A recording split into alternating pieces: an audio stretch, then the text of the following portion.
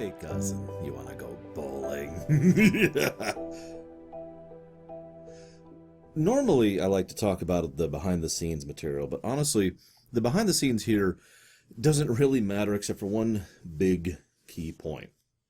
They were going for a completely different tact when it came to the HD verse over the 3D verse. This is one of the several reasons why they decided to go ahead and divvy it up into a separate thing. They keep saying the word high definition, and they wanted that to not just be about graphics, but about the storytelling. I'll go ahead and tell you the word that I think fits better: consequence. One of the big things is they wanted to address and showcase the idea of what it's like to be a GTA protagonist, but have there be realistic consequences for those actions. Now, that works in many ways, and I think, well, I haven't played through GTA 5 again yet with analysis mode on. I haven't finished the stream of that one yet. So I'm not sure if this one is better or worse than GTA 5 in terms of writing. But if you ask me right now, I'd say this is easily the best written GTA game up to this point. This is incredibly tightly written. There's actually only a few major flaws, which I'll cover in just a moment. But I want to talk about the gameplay first, because the driving is something that you'll have to come up with your own opinion on. I know that's kind of copping up, but in my experience and observation, some people prefer the driving, some people don't, some people like it, and some people don't. It's different. I have a hard time calling the GTA 4 driving worse, but different is a much easier word to ascribe to it. It's hard to get a handle on, and once you get a little more used to it, sure. But there's a reason it feels like slaloming around on land, except you're actually on a boat.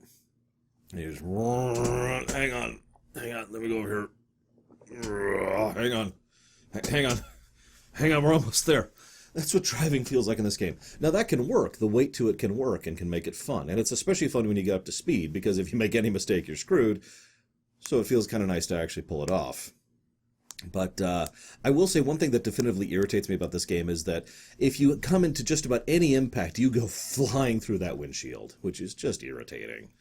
And I mean, you can do that at like 20 miles an hour. It does not take that much speed to get flung through that window. So that's fun. The cop mechanics were changed. That's also fun.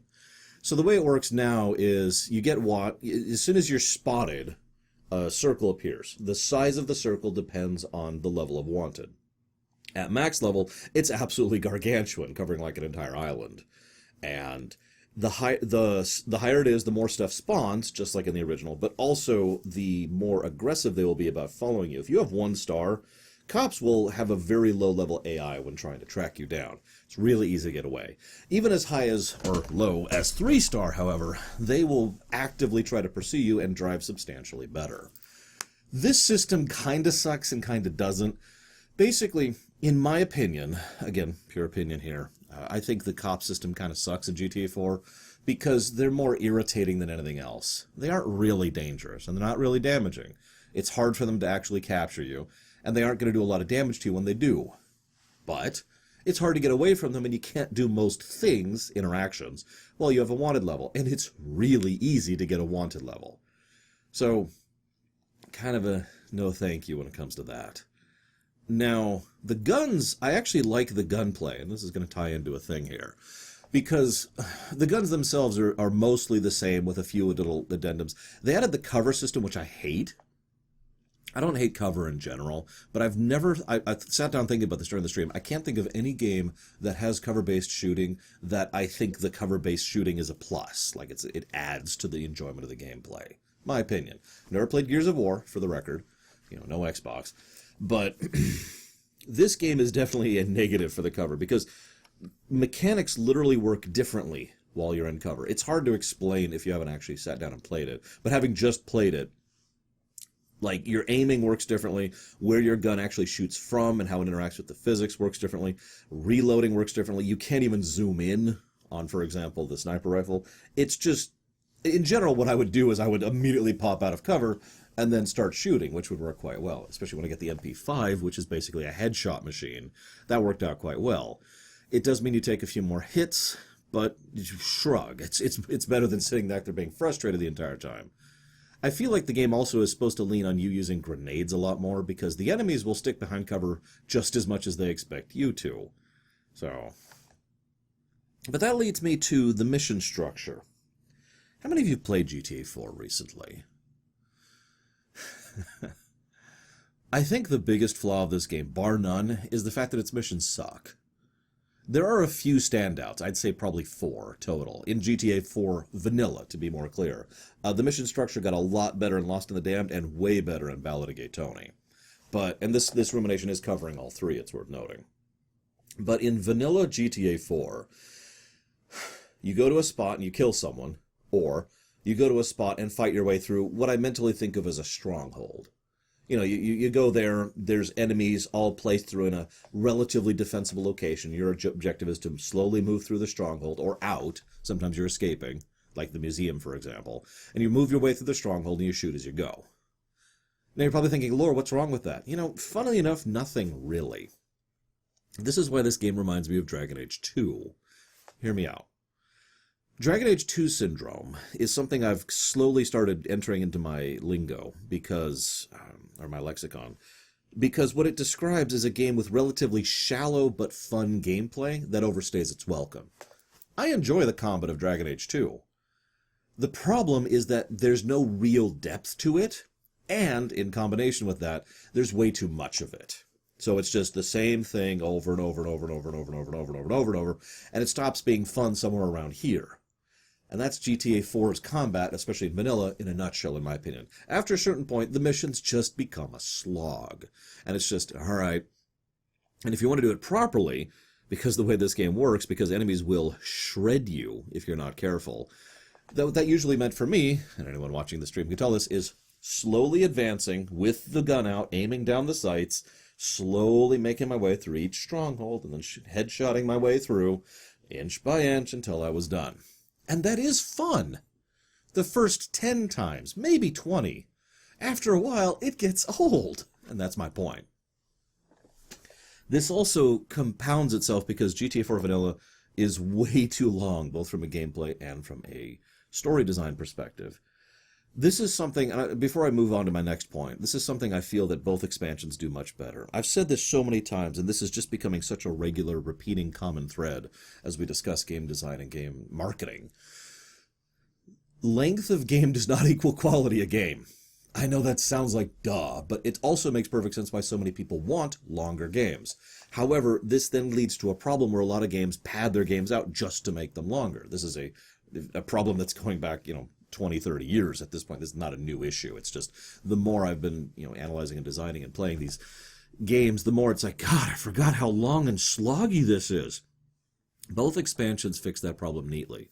Now, both expansions are 8 to 10-ish hours, but that's 8 to 10-ish hours of solid, compact, good gameplay. That's also not counting doing the completely optional procedural stuff like the drug wars or the gang wars or anything like that. But that's good gameplay and good story in a 10-hour chunk. And more importantly, it's well paced.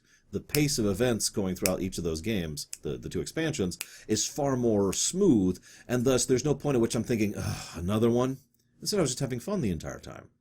They probably could have been longer than 10 hours, but my point is GTA 4 could definitely have been shorter than 40. Like I said, I could talk about other things like Ballad of Tony, really adds with the zany factor and kind of fleshes things out with that. I'll talk more about that in a minute, actually.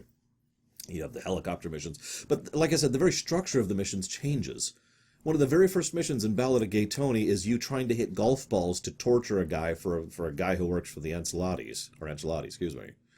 One of the first missions for the Lost and the Damned involves going and trying to defeat a giant group of people with a bunch of your own guys at your back and using the terrain to your advantage and blah, blah, blah. The mission structure was different.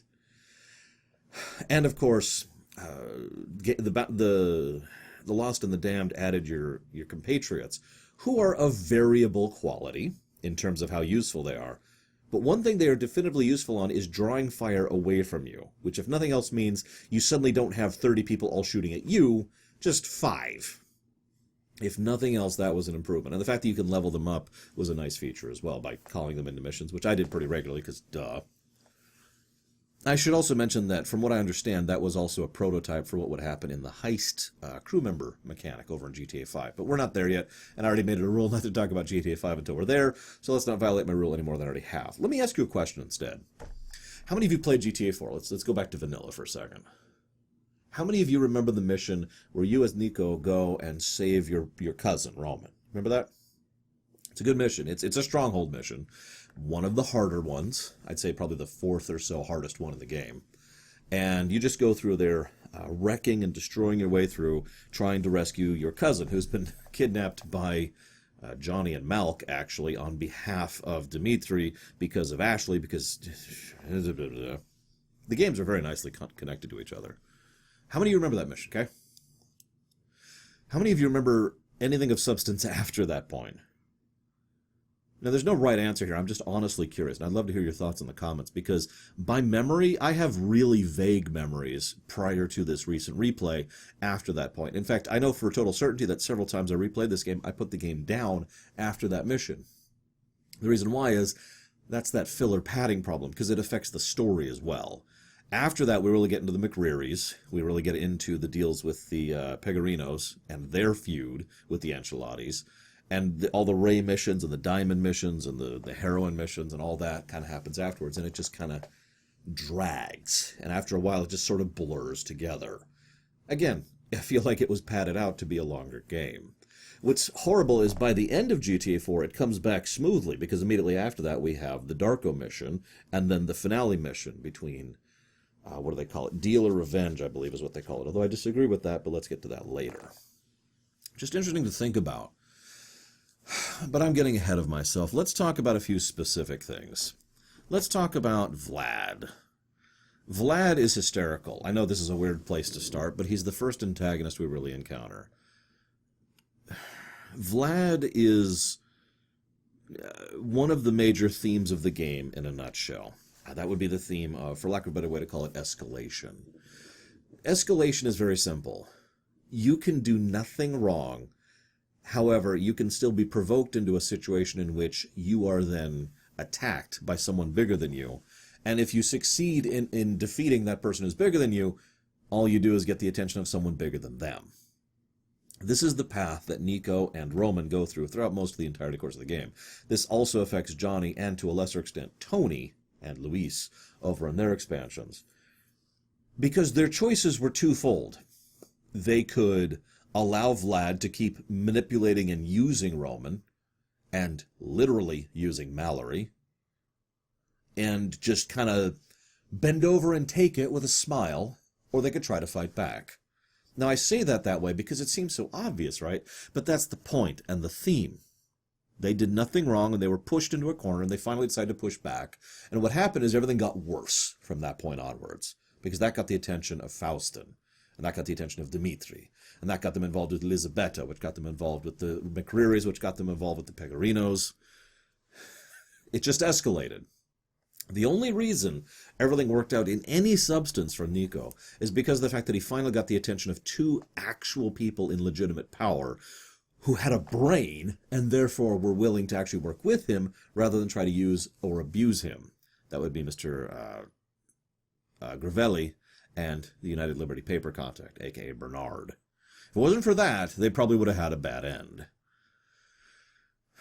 So Vlad is the perfect perspective to that, because it's made very clear that Niko is a deadly and dangerous person. I absolutely adore the characterization of this game. The writing, the motion capture, and the voice acting is just phenomenal and spot on. It's one of the reasons why I tout this game as one of the best written of the GTA games, because the story axis is so well presented.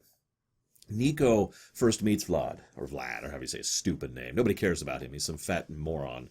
But Vlad is just, he's busy pushing Roman around, like he's a big man on campus, and yet he's wigged out by Niko, who isn't saying anything. Niko's just there. The automatic implication is that Vlad can tell when a bigger fish has entered the pond, and it unnerves him.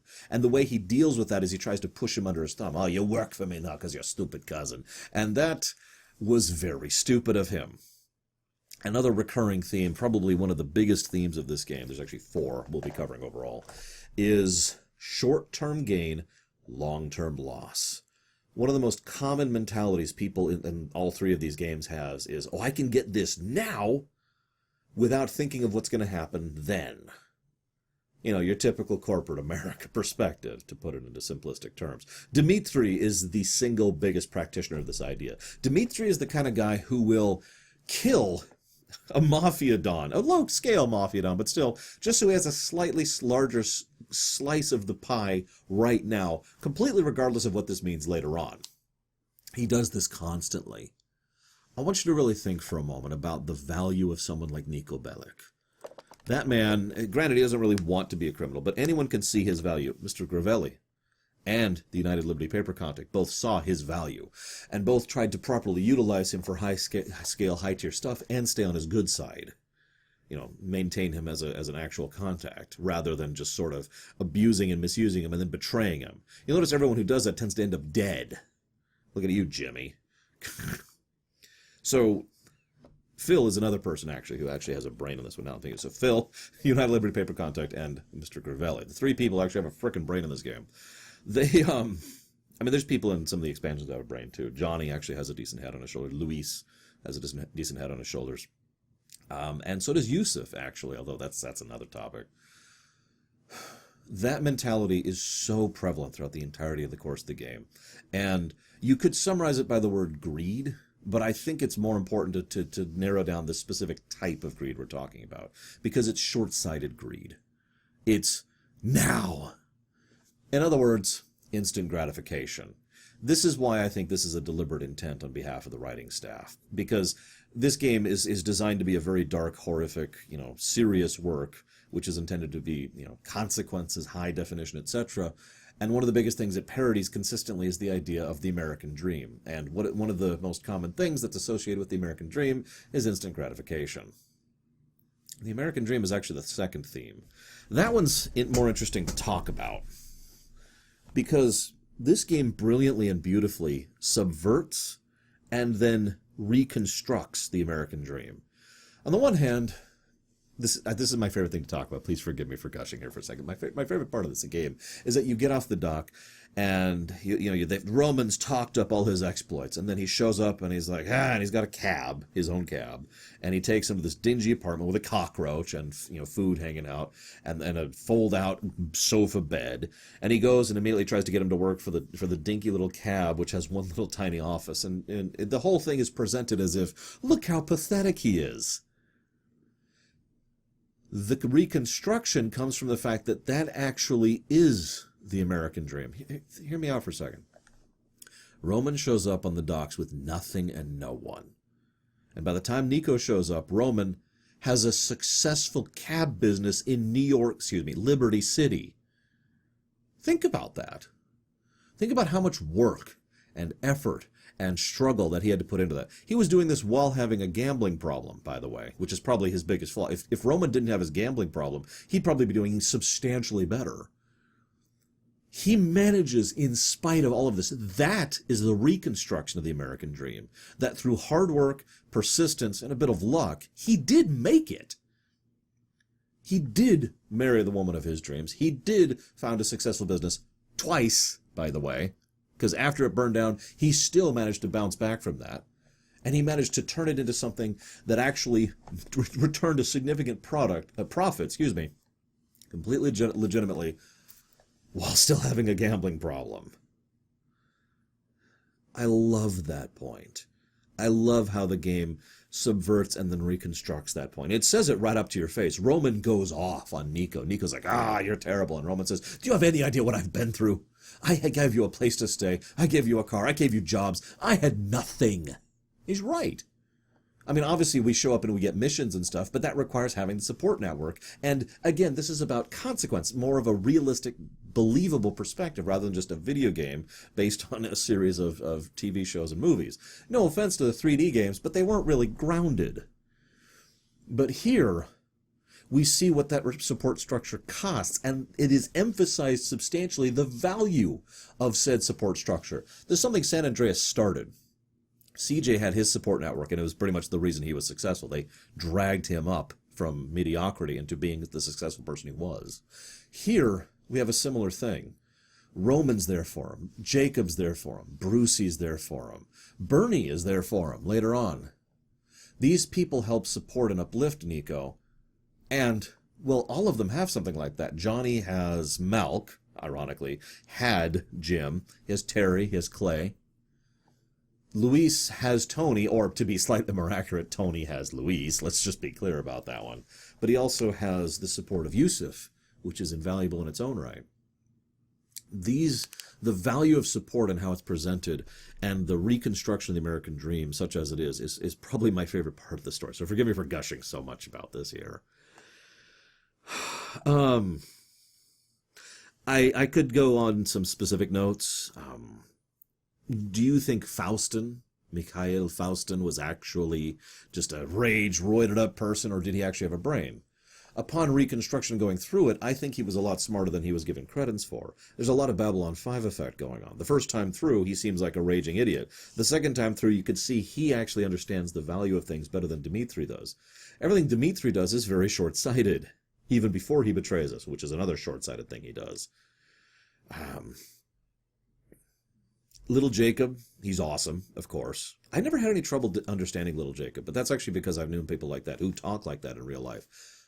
Now, Badman, I have trouble with him. I need the subtitles for him. I need some effort on that one. Brucey, I don't really know much about, but Brucey's kind of harmless in his own way. You'll notice Niko has many opportunities to completely smack him down and hurt him, similar to how Luis eventually does to Mori. And he doesn't, because Niko knows he's harmless. The way Niko, the trained hitman soldier who survived the Yugoslavian wars of the 90s, that the way he reacts to people is so telling, because he is very good at immediately identifying the level of threat there. Of course he is. That's just how he is. I doubt he even does it cognitively. Like, I doubt he's conscious of it at this point. He just does that. And the way he reacts to people is so telling. God, I absolutely love this game. Sorry. I love the story of this game. The gameplay, well, let's just say I never want to play this game again. If they ever do a proper remake or a proper remaster polishing this game, but that'd be awesome. But then we have, like, to continue going into this idea, Dwayne. I don't have much to say about Dwayne. He's cool. He's a bro. Dwayne is a perfect perspective on Niko. You'll notice Niko in several cases willingly goes out of his way to help Dwayne without prompting. And the two connect very clearly.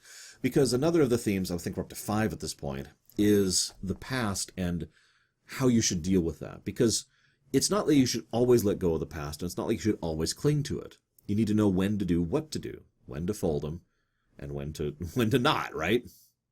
When to hold them, when to fold them. Dwayne is stuck in the past, and it's portrayed as a bad thing, and he tries to move on from that. Bernie and Niko are stuck in the past, and that is also portrayed as a bad thing, mostly because they are so stuck in it that they're having trouble. Johnny is this way too, and frankly, so is Tony. All 3 of the main characters, because Luis is not the main character of Ballad of Gay Tony. He's cool, but he's not the main character. He's the playable character. All 3 main characters are stuck in the past in one way or another, and all 3 of them have to deal with that in their own ways. Niko gets a choice because you, the player, get to choose. I'll talk about that in a bit. Johnny gets crushed. Johnny gets destroyed. His worldview is so... I talked about this on stream. His worldview is... It's not just, this is how I believe. He presents it as, this is how it is. Ideas of brotherhood and honor. The fact that he believed in those concepts and his own particular chivalric code was something he believed was a fact of reality, not just something he did, right? Let me use a quick parallel in case I'm not getting my point across. If I make a promise, I keep it. I've broken one promise in my entire life. As of this exact moment in time, I have 4 ongoing promises, 2 of which have an end date. And I know all 4 of them, and I keep track of that, because to me, that's kind of a sacred thing. You don't break a promise, right? However, I don't expect anyone else to be like that, and I expect other people to break their promises all willy-nilly, especially since I've seen people do that. That is not how Johnny is. Johnny thinks everyone should keep their promises just like he does, because that's how it should be, to continue the metaphor. Thus, he goes through all the events of the Lost and the Damned, and by the end, not only Ashley, but most importantly Billy, demonstrably shows that he was wrong. His worldview is smashed, just cracked in half, and as a consequence, Johnny's a broken person, and he doesn't really have anything really left over afterwards, and spoilers for GTA 5, we see that really does break him, and he never recovers from this. So Johnny was stuck in the past and never actually healed from that, never actually moved forward from that. Tony sadly, he doesn't really do all that much better either. He is completely stuck in the 70s in more ways than one, and he is still trying to portray it as if that's the way things should be. And he consistently and constantly gets burned because he keeps treating the scenarios and people around him as if it's the way things used to be. And again, GTA Online shows Tony's not actually doing all that well. Niko can get over it or not, depending on what you do. And there are two really big choices that change that. One is Darko, and one is the ending. The confrontation with Darko is one of my favorite scenes in the entire game. It's my second favorite scene in the entire game. It is poetry. Brilliantly acted, brilliantly visually realized. Darko looks so much like Niko, and you see so much of what could have happened there. Not that long before this, we meet Bernie. Now, I'm deliberately calling him Bernie because that's his name of choice, so respect. But I'm referring to Flavian, right? Florian, my bad. The guy who, the third of the three people who survived. When we meet him, his initial cutscene is an amazing amount of exposition in a short and efficient period of time. He thinks Niko, he sees Niko's like, oh my God, did you do it? No, you think I did it. Well, screw you. And he's got this high little voice, kind of like this, and he's doing this thing with his arms. And periodically, I think it's a total of 3 times, but 2 significant ones I remember. Once when he mentions Darko, and once when he says, how is Darko? I hope he's dead. He loses that tone, and his body language changes completely. And we see Bernie is dealing with the past, too. Now, here's the thing. This is really cool. Some people in chat were saying, oh, Bernie's moved on, but he hasn't. The cutscene shows very clearly Bernie is just as affected by the past as Niko and Darko. All 3 of the main characters are haunted by that past. All 3 of them deal with it in different ways. Niko becomes a cold-hardened killer, smuggling people, and then getting into the point of just becoming a hired hitman. Bernie reinvents himself. Allows himself to express who he really is, and, goes open, and gets together with the mayor. The mayor probably doesn't love him, let's just be honest. And, he's got his whole thing. Darko descends into drughood. It just becomes a drug-addled mess. This is how all 3 of them deal with it. But none of them have actually dealt with it. None of them have successfully finished that until the events of the game. Now, if you kill Darko, vengeance feels empty, I believe is the direct quote that Niko says. He says, it didn't fulfill anything, it didn't satisfy anything. And the game makes it clear, as everyone talks around it, that is not a cool choice.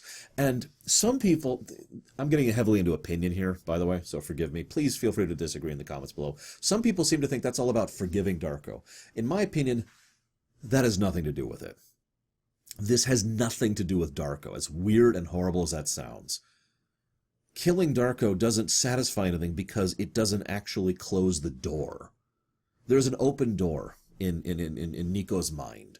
That past, that incident has been haunting him ever since, just like it's haunting Bernie and just like it's haunting Darko. And Niko's been dealing with that for 10, 13, 15, I forget exactly how many years. This entire time he's been trying and struggling, trying to deal and failing at it. This door has just been banging wide open, freaking frustrating him constantly. And as he's trying to process this, he finally is facing the thing that has been haunting him for so long, and it's just a degenerate, worthless mess. Darko asks, he said, how much?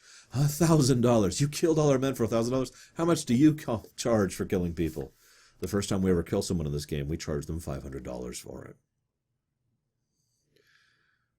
Niko sees just how much and how far Darko has gone and how much he himself could go.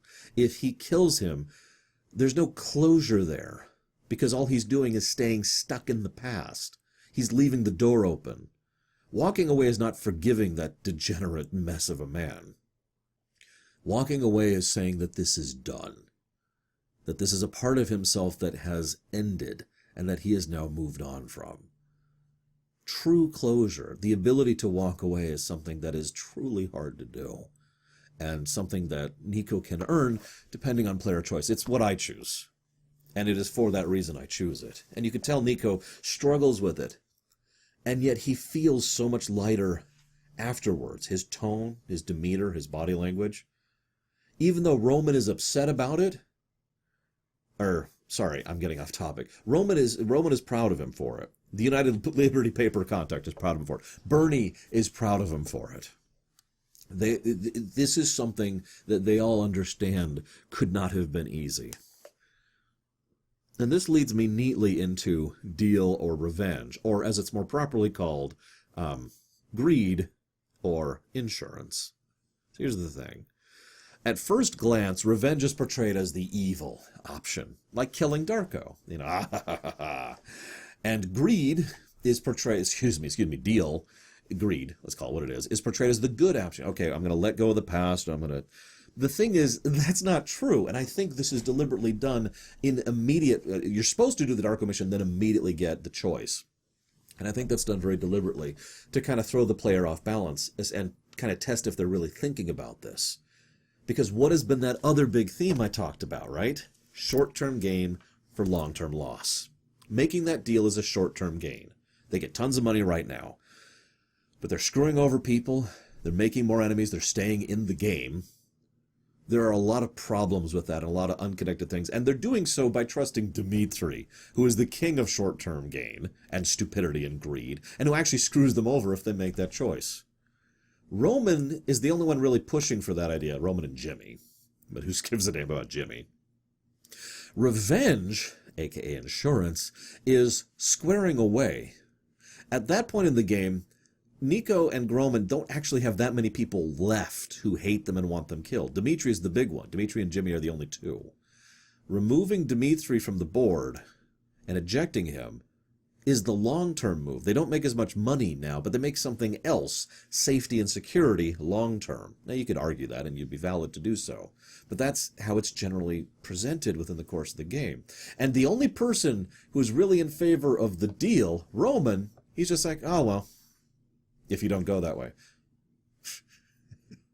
With Dmitri dead, the door is closed. And the past is now concluded, and they can move on. The only exception to this is Jimmy, who is, of course, a moron.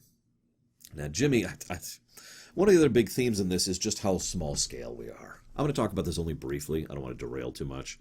We are on the bottom of the rung in this whole game. We see a grand total of 2 big fish, maybe 3, throughout the course of all 3 of these games.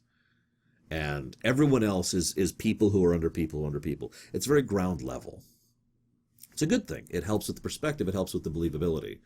But consider the chain of events that go from Vlad to Mikhail, who themselves are on their way out, to Elizabeta, which goes up to the McRearys, which is under Ray, who himself is a pathetic member of the Pegorinos, who themselves are so pathetic they're not even considered actual mafia. They are trying to nip at the heels of the people who are at the bottom rung of the 5 families, and so forth and so on. I mention this because this bottom rung, low-tier perspective is very important when it comes to understanding why Nico is such a mover and a shaker. I've had a theory for a while, forgive me, that someone, either the FIB or the IAA or the cops, or maybe one of the mafia families, the actual high-tier mafia families, introduced the diamonds and the heroin into the city just to shred the lower tiers. Think about this. This is something that came up constantly on stream. That's $2 million worth of diamonds. That's a lot of money, right? No, that's nothing. Later on, we get a mission for the United Liberty Paper Contact to destroy more than $2 million worth of coke, because that's what the high tiers are doing. Now, you could argue this one way or the other, but my point is $2 million is not that much money, especially when it comes to organized crime. And yet, all the people at the bottom shred themselves, and just about everyone gets killed involved in the process, scrabbling to get these $2 million worth of diamonds. Nobody profits from it except for, the I can't remember his name, the homeless guy. That's it, right? It's wonderful scale. The small scale thing is really wonderful. It really is. And I love that perspective.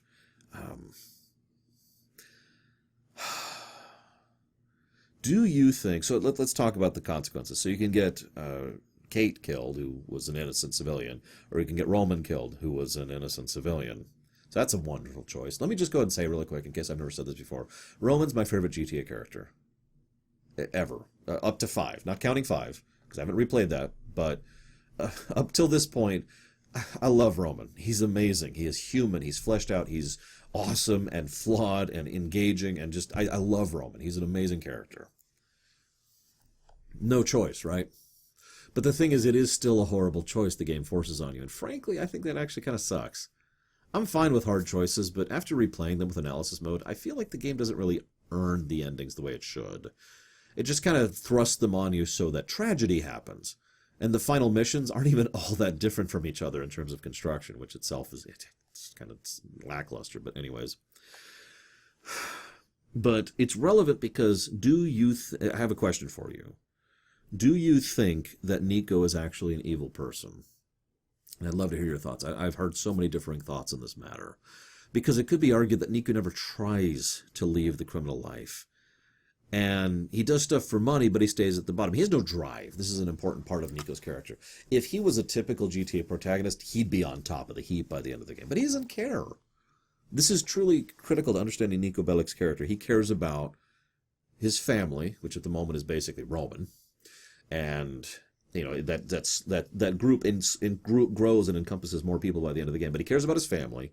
He cares about the big thing, closing that door, what he thinks is getting revenge on Darko. And he cares about existing long enough to get to that point. That's it. So he has no drive or ambition to go past that. He is too broken of a human being to even think about trying to become some kind of big kingpin, which he absolutely could. Instead, by all accounts, according to what we know from this and from GTA 5, it's very likely that the revenge ending is canon. Kate does end up dying, and Roman lives, and Nico ends up working with the cab company and working long term on that side of things. He settles down. He has a normal life. Because that's what he wanted. He wanted what he never had in the last 20 years of living in hell and worse, things that I can't even begin to comprehend. I've been through some really, really messed up stuff in my life, and I still cannot be on the level of what Nico's been through. So the idea of him just having a normal life is all he really cares about. But he never really tries throughout the course of the game to move out of that. And depending on player choice, he may never actually reach that point. So again, I ask you, is he an evil person? Just interesting to think about. I want to talk about a couple other things more related to the expansions. I talked about the American Dream. I talked about the escalation problem. I talked about, Nico. One of the things I find fascinating is Nico himself is also in direct contrast to the boss from the Saints Row series. Now, the boss doesn't really become a character until Saints Row 2. However, the boss is someone driven and violent and brutal and willing to go beyond rules, but the boss is immensely ambitious. And that's an interesting contrast, especially since by the time Saints Row 2 had come out, these series started actually dueling each other. This is also interesting because Johnny and Luis both aren't really all that ambitious either. Luis is probably the most ambitious of the three, but that makes sense because he's high. I don't mean he's on drugs. I mean, Nico is middle, Johnny is low, Luis is high. We see all three perspectives of the criminal life and all three tiers of storytelling throughout the course of these three games. Nico kind of threads the middle. He interacts with some lows, he interacts with some highs, he's just kind of here, right? Johnny is at the bottom of the rung. He is a used sex toy, and I'm sorry, I know that's vulgar sounding, but it's intended to be, because that is exactly what Johnny is in his story. He is a classic Greek tragedy, a figure of someone who was actually a decent person for all intents and purposes, who had a horrible upbringing, and who was dragged down by horrible people around him, most notably including Billy and Ashley, but Ray had a piece in that too. But the highest tier person he ever really interacts with is Ray. Ray, who is a small-time nobody nothing on the bottom rung of a small-time nobody mafia that's only a second-generation mafia, by the way, founded by Jimmy's father. And they themselves are so pathetic that they're bending over, literally bribing and giving tribute to the Ancelottis, and they're being laughed at for it. That guy way down there is above Johnny. That's how low tier you are in Lost and the Damned. And that makes sense. There's no criticisms here. Luis then serves as a nice contrast to this. One of the earliest missions he gets is for Rocco, who, despite being a bumbling idiot, is still an actual mafia member of the Ancelottis, a.k.a. the actual five families. He's at the bottom, but still. And we end up working with Yusuf and, doing actual terrorist acts and all sorts of things. The scale is substantially higher, although also a bit wackier. This is another reason the Saints Row comparison comes up, because for two big reasons they decided to go a little bit more wacky with Ballad. One is there was a lot of pushback from GTA 4 and Lost in the Damned, and the audience was a little bit split, you know. The second reason, though, is because Saints Row was going more wacky. They wanted to keep the competition up. This is actually very apparent. I want you to do me a favor and either replay or think of Ballad of Gay Tony and remove some of the wacky elements from it, because what you're going to have left is an extremely dark, depressing story about the recession. Because that's what it is. Ballad of Gay Tony is a very dark, depressing story about the recession. It is just as dark and bleak as the other two. It's just they then went in after the main core story had been written and added lighter tone. It's really easy to see, even on an individual mission structure, how much more bleak and horrifying Ballad of Gay Tony could have been and wasn't. Anyways, point being, it's still the same perspective. That realistic, grounded idea diced up with some wacky, showing the high end of how people who were on the higher end of things also were affected by the recession and also fall. Tony himself being the most obvious and apparent example of someone who was just tumbling through and then throughout the course of the game. He is such a mess. The scene where he tries to commit suicide like twice on screen. Yeah. But that leads me to my final thoughts overall here, because one of the things I really like about these games tremendously is that they force a hard look at exactly what people's priority lists are. I already mentioned Niko's, right? Family, getting revenge, he thinks, and existing, and that's it. But if you sit back and actually look at all the characters in these games, and the characters where these games really shine, you can see that all of them have their own priority list, and that says a lot about them. What they care about more than other things is interesting. Dmitri obviously cares about the immediate gain of money, and nothing about the long-term benefits of politics, connection, loyalty, or friendship. Just to name one example right off the top of my head. Luis obviously doesn't care about money that much because he's already had it. He has money. He's doing fine, relatively speaking. And he does substantially care about his loyalty. The way he deals with Armando and Enriquez is a great example of that. You know, Johnny, and the fact that he adheres so strongly to the ideas of brotherhood, and that his big ideology being his most important thing, then made him fall the hardest when it was broken over his back, and he became hobbled after that point, and so forth and so on. I'm not going to go down the list of every single character, although I do want to bring up one last comparison, and I know this is a weird one to end on. Bulgarin, or Bulgarin, they say it both ways in the game, and Yusuf. Now, both of these men are rich. Now, I want to clarify this for a second. We see people who are well off in these games, but they're not rich. They are a particular cycle of person who, despite the fact that they have a nice place and a nice car and plenty of good food and good clothing, they're not actually well off. In fact, they're drowning in debt. Right? The American dream, right? But no, Yusuf and Bulgarin, they are wealthy. They are legitimately well off and have tons of money at their back. And yet both's priority is substantially different. Yusuf cares about being decent to the people who work with him and under him. Even in the vanilla, that was there, by the way. Playboy X has this whole thing where he's like, man, I'm going to go and I'm going to take care of this mafia thing, and then Yusuf will work with me and it'll be great. And Yusuf shuts down construction to put up a memorial for those who died.